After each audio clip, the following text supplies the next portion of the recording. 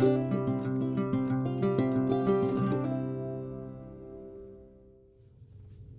and welcome to 2026 on the Knit Kind podcast. I am Erika.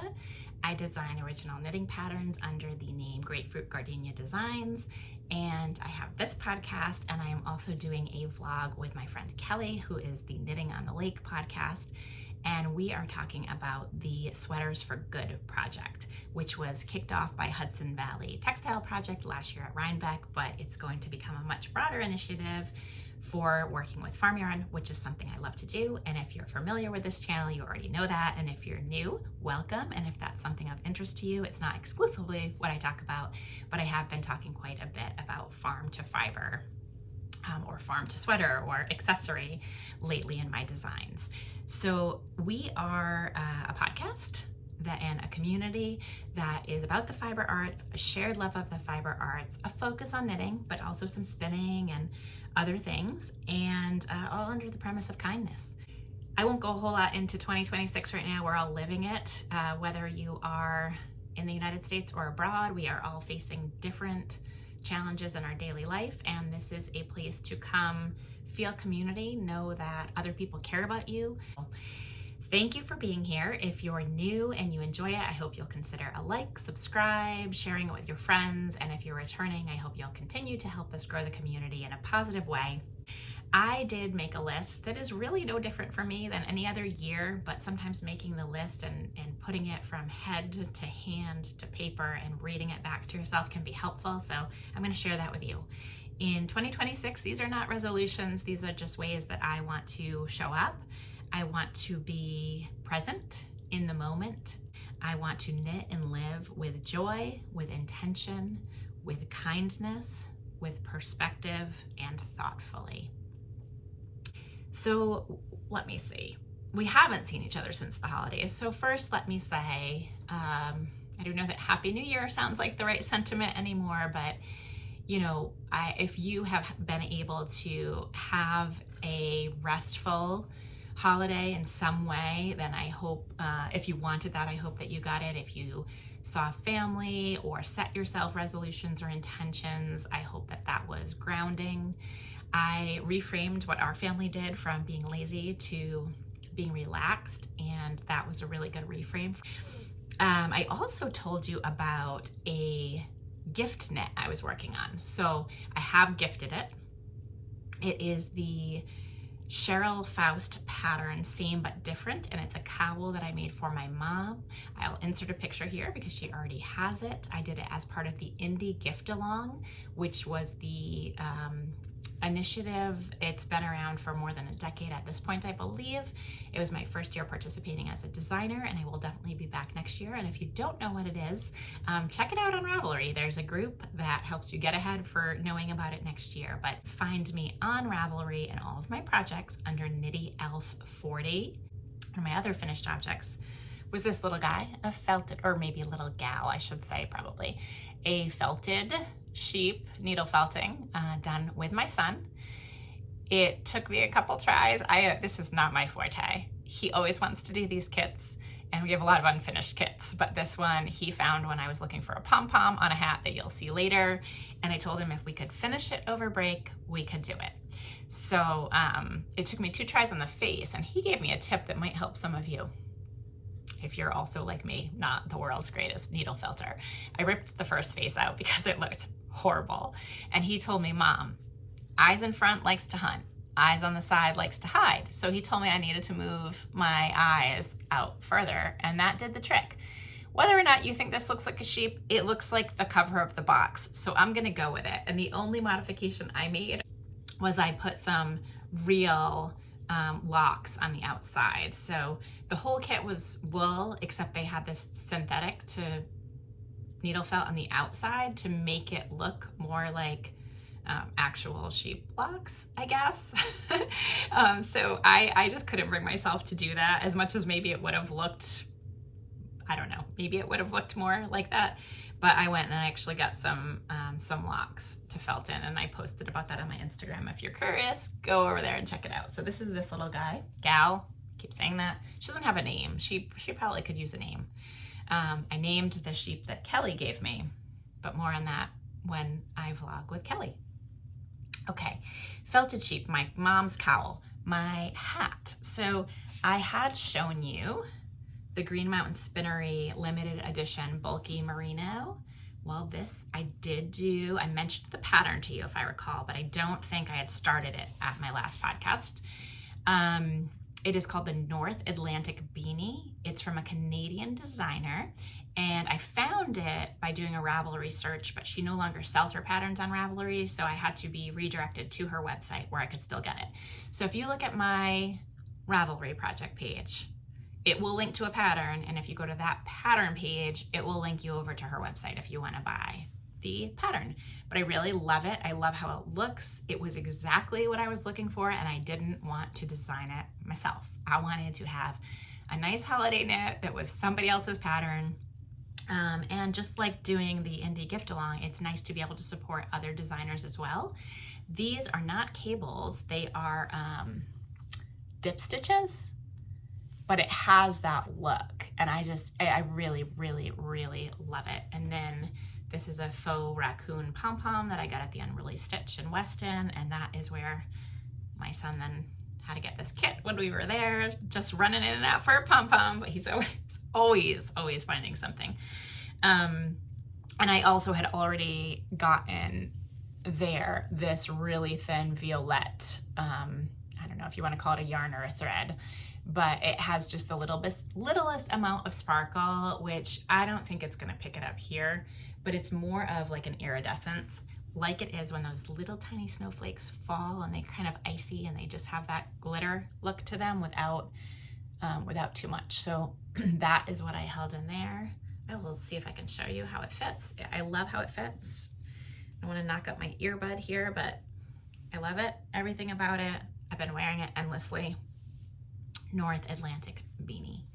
And I did check, but you do still have this limited edition bulky merino if you like it. You have to look under there, like shop yarns, limited edition yarns. It's delicious, and I had plenty left after I made this hat. So not enough to do another hat, but more than enough to do any size of this hat or a different hat with, you know, a folded brim or something. So highly recommend that. It feels great. It felt amazing to knit. It feels amazing to wear. I completely love it. Cannot say enough good things about it. So let's see. I can talk about what I'm wearing and what's behind me a little bit. And then I'll maybe go back and forth a little bit. How's that? So what I'm wearing is the Serenity cowl. It is my new pattern, and this one is in Wing and a Prayer Farm yarn. So that's Tammy White out of Shaftesbury, Vermont. This version is the 100% Cormo Peter Pan and Fam 3-ply. You know, this one says weight light worsted on my tag here. And the ones that I bought, she had last year in 2-ounce skeins. So I picked up 3 small skeins of these colors, the all natural dye, right? We know this, if we know Tammy's yarn and Wing and a Prayer, we know it's all natural dye. So I picked up these 3 colors, and then if you can see in this tan, maybe I should have taken it off so you can see, but it has some of the little flecks of these colors in it, and that's why I chose it to go together. You may have some Peter Pan and Fam in your stash. Tammy may have a limited amount, but I know she was waiting on getting it in order to have, you know, the exact same base in large quantities again. However, what I want to make very clear is great about this pattern is it's also written with a recipe. So if she or any, you know, your stash or another vendor, anyone who has this heavy DK light worsted, that will pretty much match the pattern if you match gauge. But at the end of the pattern, there's also a recipe that will tell you how to use the pattern for any weight yarn and any gauge. So when Sunny, a fiber friend across the country, test knit this, she is in a climate where fingering weight is more desirable for her. And so she used the recipe and she made it in fingering weight. So really any yarn you want to use for this. If you are a confident knitter substituting yarn, you don't even necessarily have to calculate your gauge. You can just look at the recipe and it's going to tell you what sections to repeat until it comfortably fits around your head so you can slide it over. Because this is a bandana style cowl that is seamed at the back with a mattress stitch. And another alternative is you don't have to seam it. You could actually put a button there so you can take it on and off. But what I do is, here's what it looks like. I like to fold it in so I can wear it as an accessory like this. It's very comfortable. It's just a little bit of warmth. It's nice under a jacket or a jean jacket, and it's also something that I'm comfortable in all day in the winter and even in the fall. So Serenity cowl, why did I name it that? I do often have a lot of stories behind my designs. This one does not have any big story behind it. It's a couple of things. It is the idea, first of all, anytime I see Tammy post about her farm, we all know, if we're being real, how much work having a farm is. And at the same time, there is to me this feeling of serenity and peace and a natural beauty. And so that is one of the things I thought about. And the other thing I thought about, if you see, this is very rhythmic. This is all, you know, it's stripes, but it's more than stripes. And I love this stitch here. It looks almost like a chain, in that way of like at the holidays when people will make the paper or the fabric chains together, or kids will make them in art class. And when you start knitting this, it is so rhythmic. To me, it felt really soothing.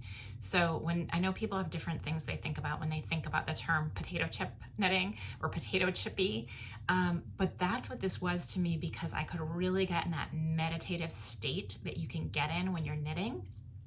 And so there was that idea too, to me, the practice of knitting, or the overall reason that some people knit, and the way that the stitches fall, and then the sequence of the stripes and everything. To me, it just kind of came together and felt like serenity is also something we all need. Maybe, I don't want to say you need something, I need more serenity right now. So it just felt like a good name for me, and that's why I chose to name it Serenity Cowl, and also continue to work with the stitch, which I'll share more about in a minute. And I've already, you know, I don't want to say teased it, but I've already talked about it a little bit.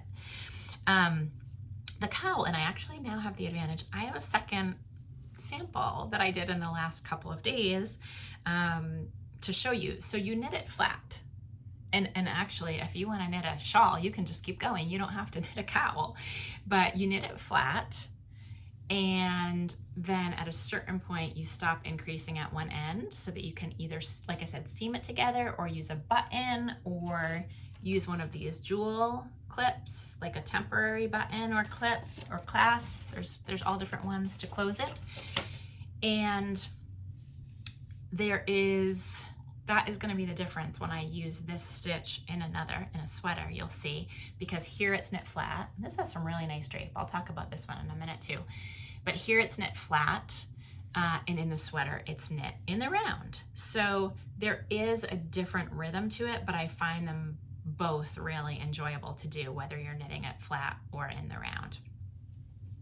So, okay, going back to this, again, this is the 3-ply Cormo. It's got a really substantial, nice squish to it that has depth, and I just love the color play, and there's so many ways you can do it. This is great for, let's say you want to try a yarn, but maybe it's not in your budget to get 3 more colors, right?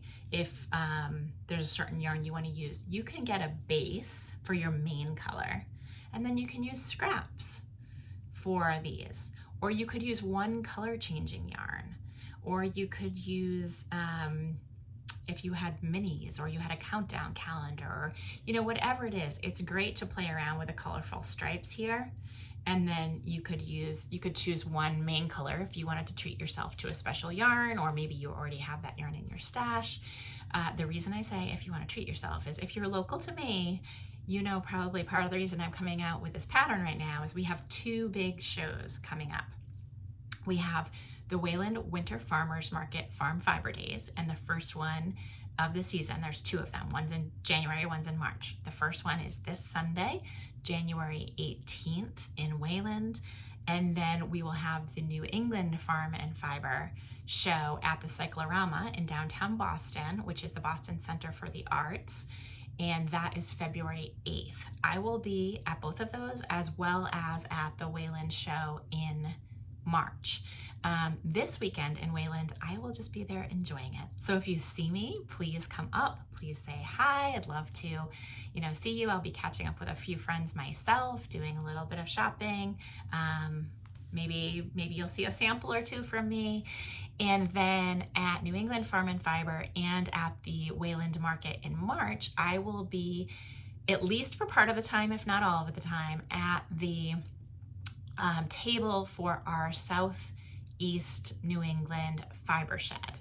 And one of the things that I will be talking about and sharing with people who are curious to learn more is the Sweaters for Good initiative from the Hudson Valley Textile Project, and really activating locally with local vendors who are part of our fiber shed and beyond, who are showing at these shows.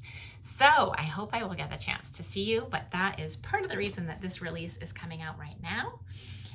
And also part of the reason I have these 2 behind me. So if you haven't seen them before, or you just want to be reminded, this is my nourishment cowl, which is done in meadow-fed lamb fin yarn and Junction Fiber Mill making tracks. Both of those vendors will be in Wayland this weekend, as well as at the New England Farm and Fiber show in February. And this is my Mending Fences cowl, which is done in Ashford Heights yarn. That is a long wool, and it was designed specifically for long wool. And I believe that Teresa is going to be at the March Wayland event and also at the February event at Cyclorama. So lots of good options for farm yarn. I love to talk about it. And we are also very inclusive of people who are not using that. Maybe you can't use it for sensitivities. Maybe you need to work from your stash this year. Maybe there is or isn't a budget for new yarns or farm yarns, or whatever it is. Obviously, these can all be knit in any yarn, and I love seeing what people do with them individually, as well as promoting smaller farms that you may or may not know about.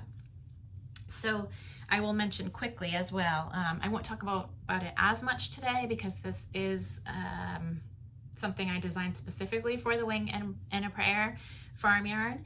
But when I kind of realized I needed to do another sample, just because I like to make sure everything is very buttoned up for you, I said, well, how can I still make doing another one intentional and a joyful experience? And I don't want to feel rushed to do this. What would really bring me joy in doing this? And it was using some yarn that I wanted to use.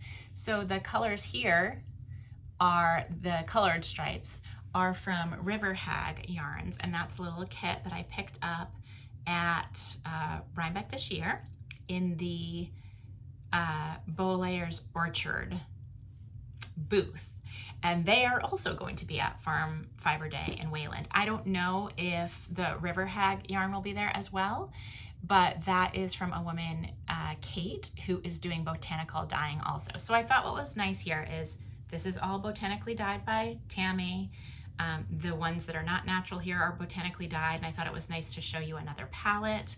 You can have so much fun whether you choose something like a gradient or something where, these are almost like 3 primary colors except in beautiful botanical natural dyes. So not something that if they were in, harsher acidic dyes, I would necessarily pair together, but with the botanical dyes, they are just gorgeous, and they pick up on the little flecks that are in the brown as well. And then this one, the natural cream color here, is from Georgia Rustic Yarn, and it is a Gulf Coast native breed. And that one was picked up from Melissa Littlefield at Knitting the Stash, and I had that in my stash. And that one was a true worsted weight. It was 178, I think, yards. So anyway, you'll see that the yardage on the 2 of these, if you look, I don't think most of you are looking in detail at my Ravelry projects, but I actually used significantly less yardage for this one. I also didn't do a swatch for this one. I just cast it on and went. But you get to see here now the process of it. You get to see it in another color palette. And then here you get to see it completely finished. And like I said, this one's seamed up the back. So just a little mattress stitch up the back if you'd like, or like I said, you could put a button on it. Serenity cowl, and I will put a launch code when I first launch it. Let's use the launch code Wayland, since we have the Wayland show coming up this weekend, and you'll get 15% off for a limited period of time. And then I'm gonna write that down to myself. I already know, but I'm writing it down just so I don't forget. And then I will give you a little tip if you haven't subscribed to Tammy's newsletter or you don't follow her on social media, she is also gonna have a code. It will also be for 15% off, but hers is gonna be available a little bit longer. And she's gonna have some kits available. So I hope you will check out Wing and a Prayer Farm Yarn. I had always wanted to use it. I bought it, I was waiting for it to look just right with whichever stitch pattern I wanted to pair it with, and this is the one.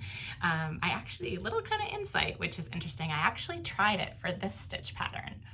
And I loved the stitch pattern and I loved the yarn, and I didn't love them together, and that's when I knew that stitch pattern would be best for what I wanted to get out of it with a long wool. So if you're interested in that, there's all these episodes where I talked specifically about why I used the long wool for mending fences.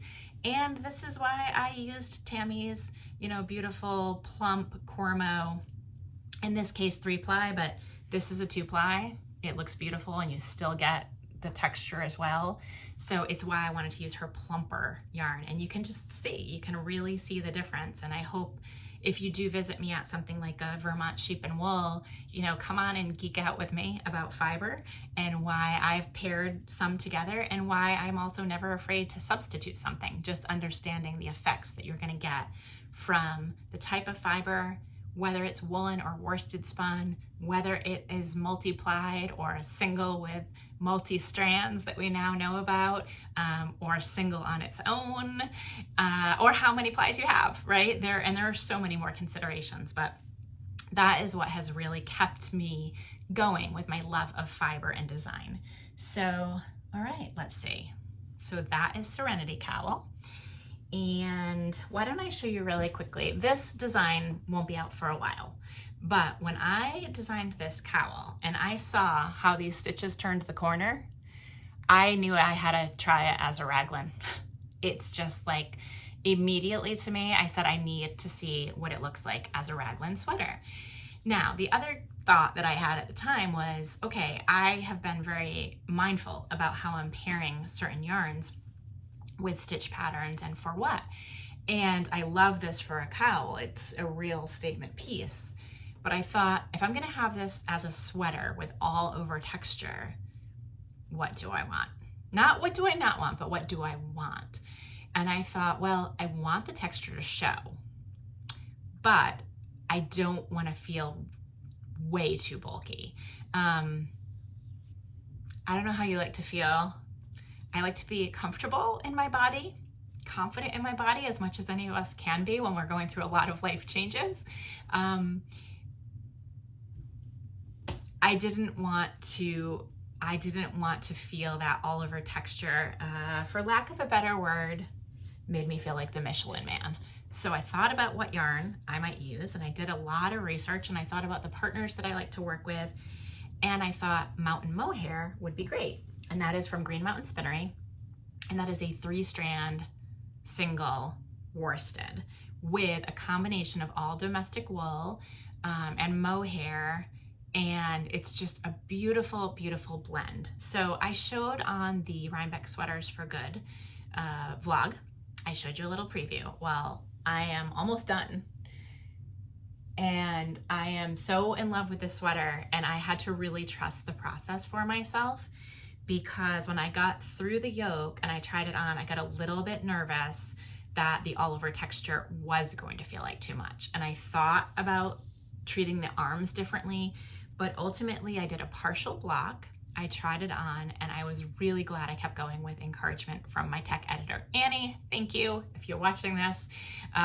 It was very helpful. So I'm gonna hold it up for you. I'm not gonna try it on since I have this on, but I'm gonna hold it up. And I love everything about it. I'm really, really happy with it. And one of the things I like the most is how I chose to do the ribbing. So I don't want to get too into it since we're getting ahead of ourselves, but a little peek. This is not your standard ribbing. It's a ribbing I chose that I've used before and I really love. And it just worked for me with the texture to give it a little bit of something unique. So when the time comes to talk about the sweater, although one piece might be helpful for you now, and that's about choosing colors, because if you're choosing colors for the cowl, the same principle will apply. So you can tell even by me holding this up, this dark blue really pops. If you took a picture of this and you converted it to black and white, as many of us do when we're trying to work with colors and figuring out contrast for projects, you're going to get high contrast between this blue and this main gray that I used. You can see here that if I hold this up close, you can really see the colors. The pink is the rhododendron and the green is the sea glass. But when I hold it back, or if you were to take a black and white photo and convert it, can you see that this is really low contrast? And it's low contrast because of the tonality. So whether you are doing a cowl or you're doing a sweater and you're figuring out how to combine colors, I will admit that for the sweater, I did not intentionally plan the contrast beforehand. I looked at what colors I liked playing together. And as soon as I was knitting through the yoke, I had that moment of going, oh, this is a really interesting thing to flag and talk about as people are choosing their colors for the projects. Because you may like 3 that are all low contrast, or you might like 3 that are high contrast, or a combination like I've done. And it's gonna make your sweater have a very different effect with what stands out. So you see that? Thought that was kind of interesting to talk about in the context, since it is the same stitch pattern of the cowl design. So, and here, obviously, all 3 of them are gonna stand. Well, maybe not the pink, the lighter pink as much, but certainly the 2 darker ones. And then this is just, I really, really love it. And I have thought a lot. The sweater is gonna have, at least I'm planning to have a different name for it. It won't be Serenity sweater because I wanna focus on some different things with it. So the body on this is blocked, the sleeves are not. I have a little bit more to go, and then I will finish the grading or finish it in partnership with my tech editor, where we'll be figuring that out soon.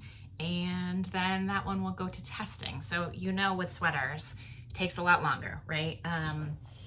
I do my best to have a size inclusive testing process and to have it be about 12 weeks long if that works for everybody who's involved. And so that sweater is a ways down the road, but I hope it whets your appetite about it. If you're curious to try the stitch pattern, you could try the cowl first, although it will be different because the cowl is knit flat and the sweater is seamless in the round. It's a compound raglan with some short, well, yeah, not even short row shaping to start, but it does have the higher back and the lower front based on starting it flat and then joining it in the round. All right, that's probably more than enough of my patterns for you to see. So my heart home sock. Here is my heart home sock. This is the woolen pine pattern that I've been showing you. I've only finished 1, not 2, but if I hold it up this way, you can see the cables a bit better. And the only thing this one is missing are the big pom-poms, and then I have a second one to do. So I've enjoyed having more whips to work on this year than just doing one thing start to finish. I know there are some people who are doing the 12 cast-ons and then throughout the year we'll finish them. I think that's a really neat idea. I think whatever works for you to bring as much joy and peace and mindfulness to your knitting practice is what you should embrace. I don't like the word should, but I think if we're talking about embracing what works for you, then that's probably the best use of it. And this is my other finished object. So this is a finished spin. I made a bulky yarn. and I really, really like it. I am really curious to knit with it. This is 8 ounces. So this is from the blue-faced Leicester from the sheep shed at Mountain View Farm that I got at Rhinebeck this year. The fiber itself is from the UK. I did post a couple of pictures on my Instagram. I really wanted to do a thicker yarn, and boy did I. I did thicker singles and then I 3-plied it. And I think part of the inspiration for that was because I had just finished my Green Mountain Spinnery hat, and I was thinking a lot about the similarities and differences of 3-plies and 3 strands and a single, which is what I'm knitting with for my sweater that I just showed you. And I thought it might be fun to do a nice 3-ply, bulky in this case. It's a very soft blue-faced Leicester. It was a pleasure to spin. And then I was wondering if I took like pencil roving or even thinner, and I tried making a 3-strand single. I thought that would be a really meaningful learning experience to try. I am a recreational spinner, as you know. And if you watch, you know. If you don't, you know now.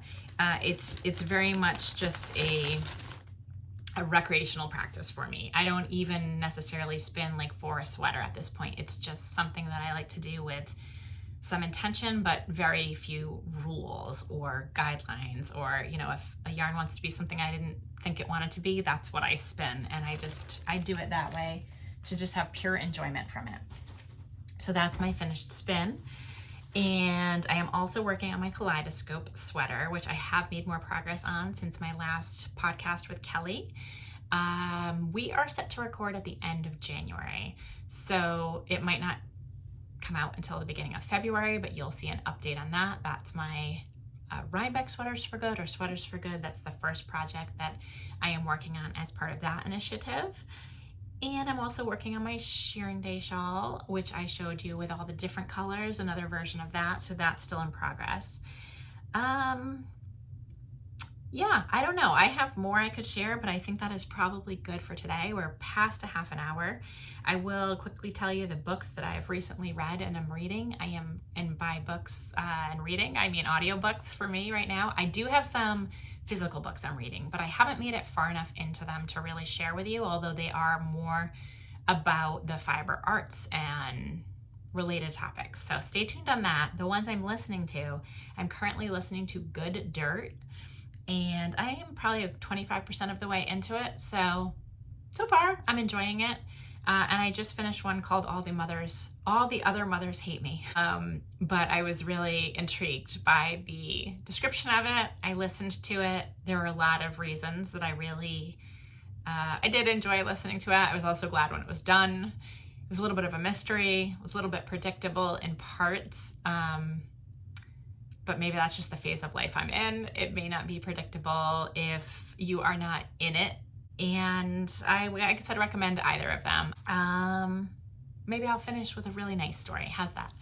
So I have, as we all have been thinking, I think, so much is so overwhelming, shocking, horrible in the world. And I was driving my son to school the other day in some pretty bad ice. Not the type that they should have canceled school or anything like that. It's just that timing wise, you know how people are so distracted and they're on their phones and they're speeding and all the things. So there was a lot of black ice and I was just being careful driving, and I got behind one of the big trucks, a big delivery truck for insulation and windows or something. And usually there's this really windy road, and more often than not, I am hyper aware because people are crossing over the yellow line coming at you, and you worry about, you know, are they going to hit you head on? Well, this person I was behind, but he or she, I don't know, was driving so carefully and slowly and clearly being very cautious that I commented on that, which we don't do enough. We don't do enough in the world of finding the things to compliment people about, especially when times are really hard, I think. So I said to my son, I told him, because I knew if I told him I'd have to do it because he'd hold me to it. I said, I'm gonna look up that place and I'm gonna call them and I'm gonna compliment the driver on his driving. So I did. I left a voicemail. I didn't get a person live, and I just said, I just don't think there's enough kindness and trying to help each other and make each other feel good about the things that are going well in this world. So I wanted to compliment your driver, and I said all the reasons why, and I said I do not need a call back, but I left my name and phone number in case they wanted to. So I didn't get a call back, but I hope that somebody's day was made a little bit better, a little bit easier, to get a voicemail like that instead of a voicemail about something that has gone wrong. I will say later in the day, I had a couple things happen that were hard and not great. Yeah, karma didn't come back to me, let's just say that. But maybe it made going through some of those things a little bit better, because I thought if somebody else was having a day like this and I offset it just a little bit by that phone call, then I would have felt better about it. So on that note, I hope that you've enjoyed this catch up. Let me know what you're working on, or if you're going to be in Wayland this Sunday, or, you know, anything that you want to share with our community. Put a little comment below. I'd love to hear from you. Knit kindly, live kindly, and I'll see you again soon.